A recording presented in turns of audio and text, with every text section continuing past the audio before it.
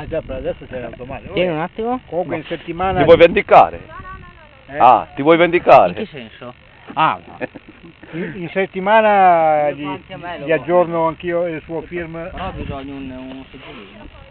Sei girato, tira via il telecomando, la radio, tutto. Guarda. Oh, c'ho gli occhiali là. C'ho le robe là, vi spacco le ossa, oh ragazzi. Andiamo come al solito, portuale, tanto il vento tira così. Va bene. Allora...